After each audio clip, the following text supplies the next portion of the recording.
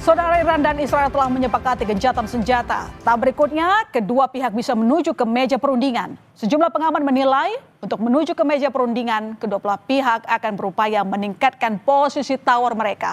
Lalu apa strategi atau posisi tawar kedua belah pihak?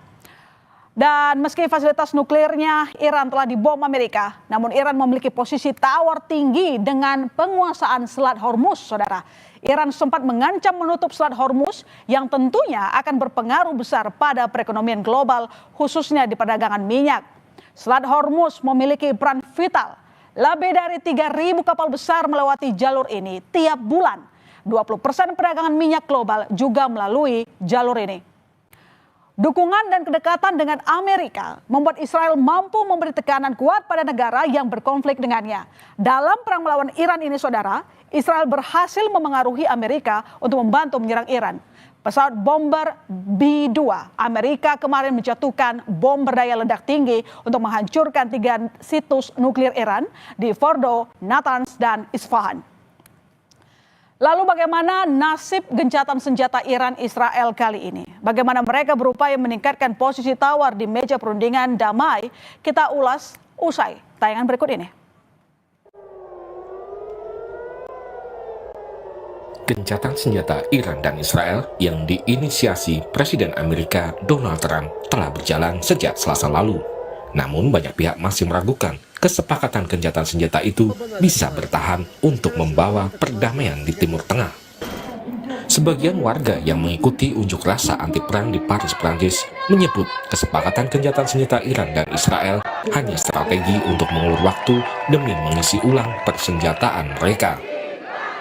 Ils ont parlé sur cessez-le-feu. Je vous explique qu'est-ce que ça veut dire quoi. Ça veut dire cessez-le-feu en train de recharger. On a lu l'histoire. On n'est pas con.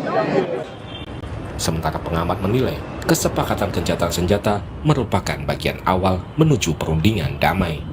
Untuk menuju ke perundingan, kedua pihak pasti akan berusaha untuk meningkatkan posisi tawar mereka, sehingga peningkatan eskalasi masih mungkin terjadi.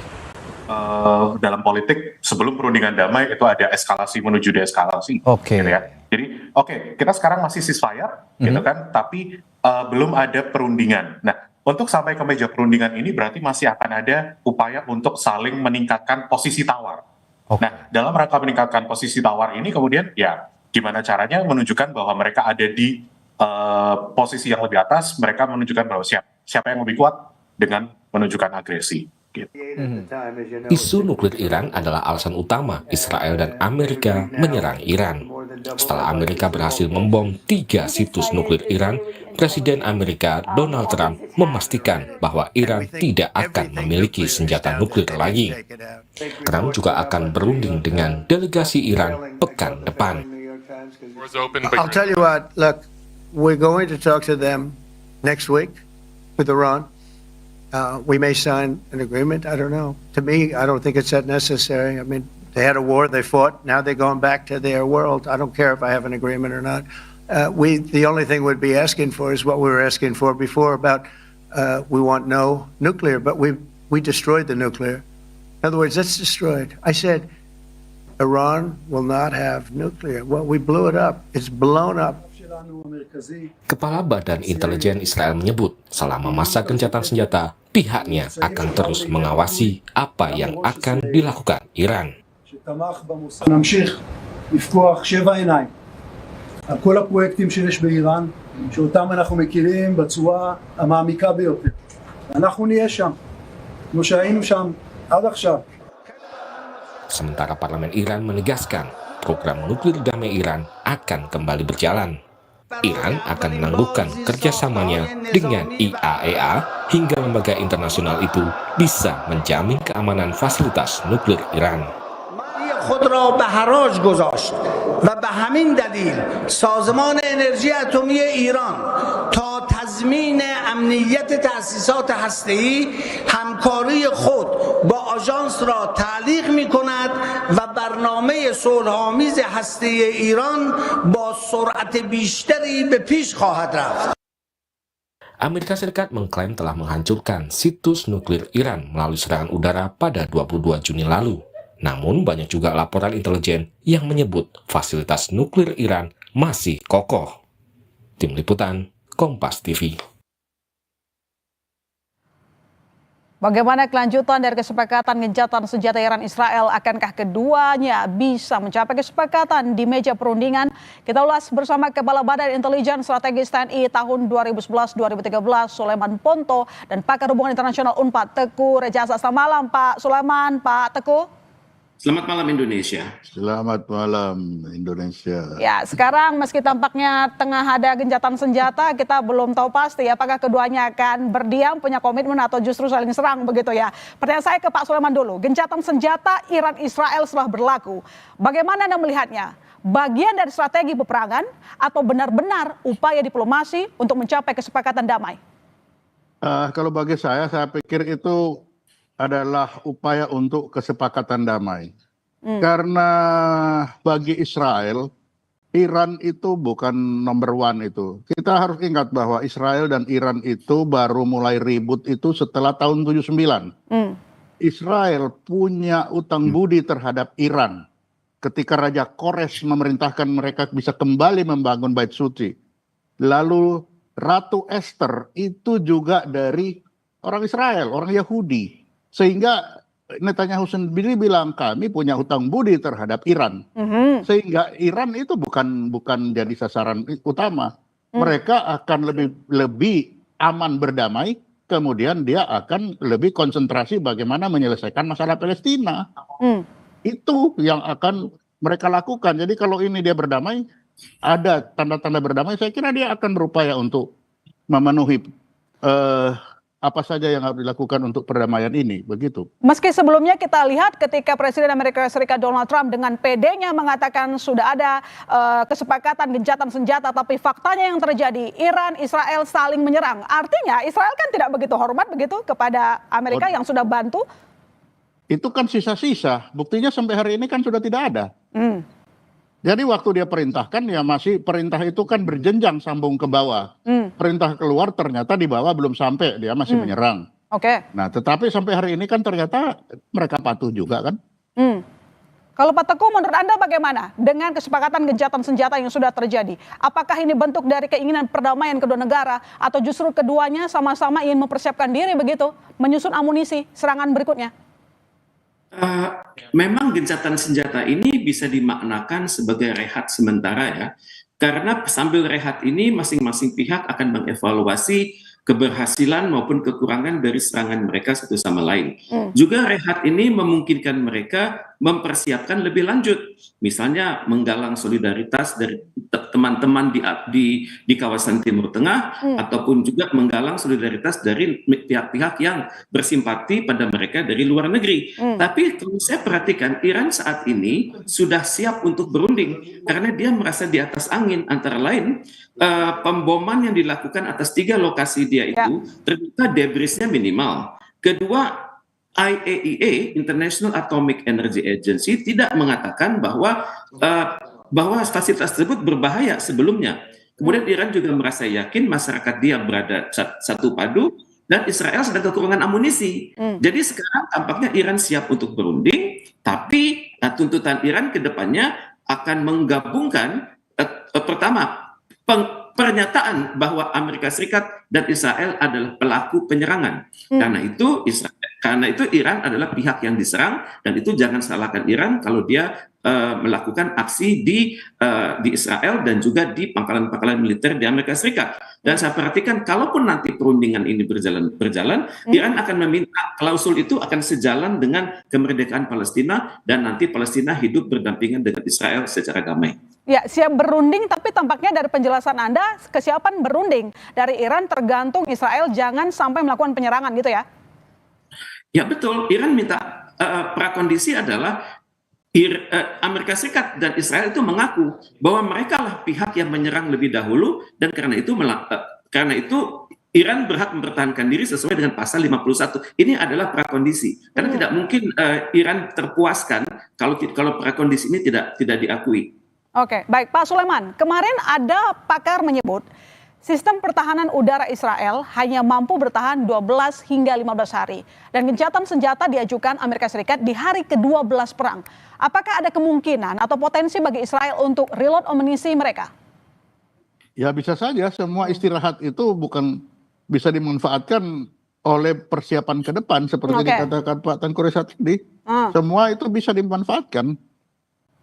Semua bisa dimanfaatkan, tetapi kalau kita komparasi kekuatan pertahanan kedua negara secara persenjataan, anggaran, siapa yang paling kuat bertahan?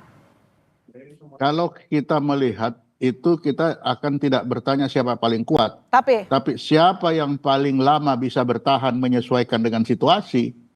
Menurut Anda siapa, Pak? Kalau kekuatan Israel, tetapi kalau bisa lama bertahan itu Iran. Kita lihat Iran itu sudah berapa lama di embargo, masih hidup saja itu. Itulah sebabnya Israel dia menggunakan kekuatan di awal-awal, serangan cepat tepat dan cepat selesai karena waktu dia pendek. Tapi kalau Iran dia tidak terbang ke sana kemari, tapi dia bisa bertahannya lama. Nah di sini ya tinggal dua-dua yang mana ini? Dia akan bertahan lama atau ini cepat-cepatan? Kan begitu. Oke, baik. Ini lawan berat lah begitu, Pak Teguh. Pak Teguh, Trump katanya akan bertemu Iran pekan depan. Tuntutan yang dibawa Trump, Iran tidak boleh punya nuklir. Sedangkan Iran tadi tegaskan, program nuklir damai akan berjalan lebih cepat. Bagaimana nanti titik temu perundingan ini? Akankah ada kesepakatan? Karena kalau kita lihat sejak awal, Iran itu kekeh tetap punya nuklir, tapi diganggu oleh Israel dan campur tangan Amerika Serikat.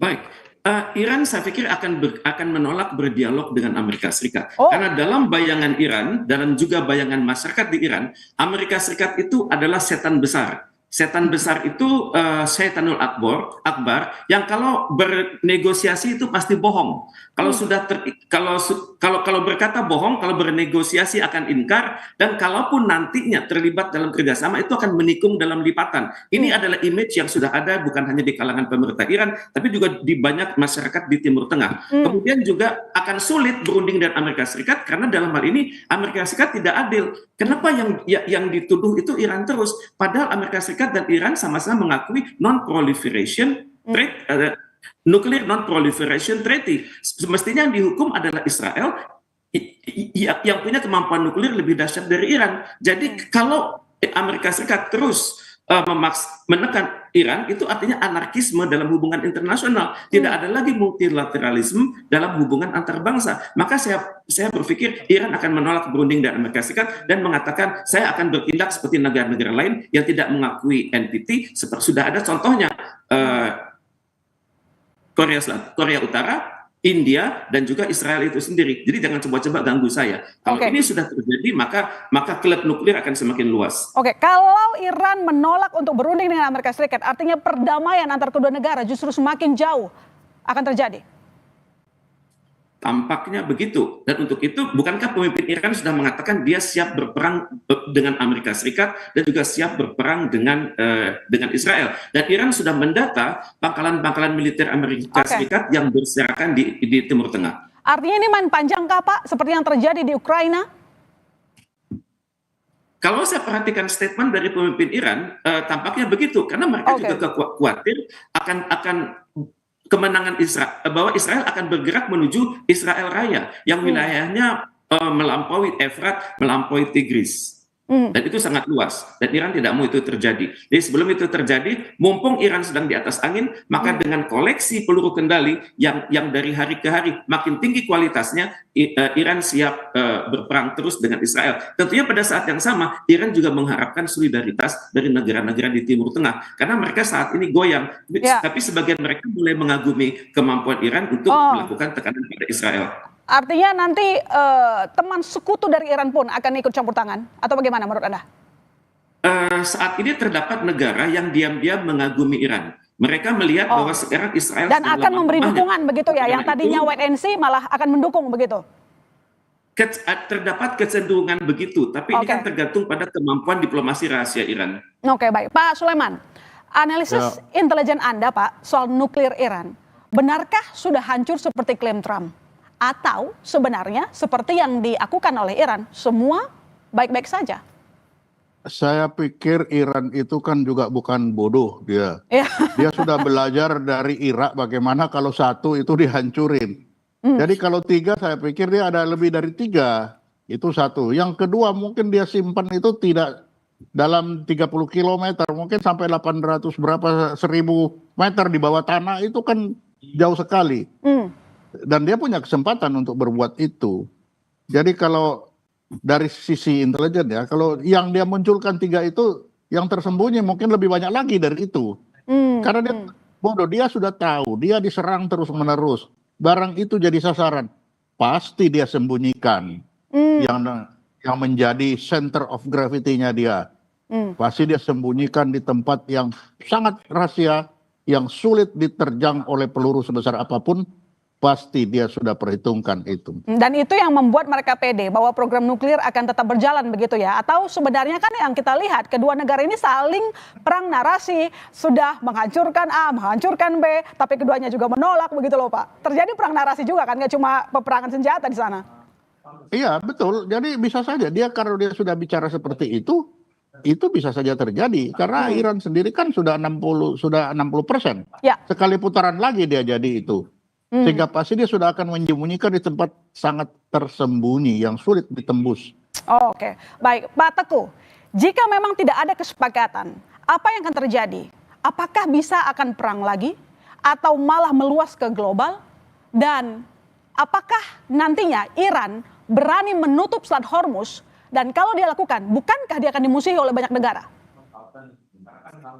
Ini perang yang tidak ada rumusnya ini. Karena kita tidak mengetahui bagaimana cara berpikir pemimpin Iran. Kita tidak tahu. Tapi kemungkinan besar yang akan Iran lakukan adalah mungkin menutup Hormuz untuk sementara waktu, kemudian juga melakukan perundingan di belakang layar dengan negara-negara yang punya ketergantungan atas Selat Hormuz tersebut.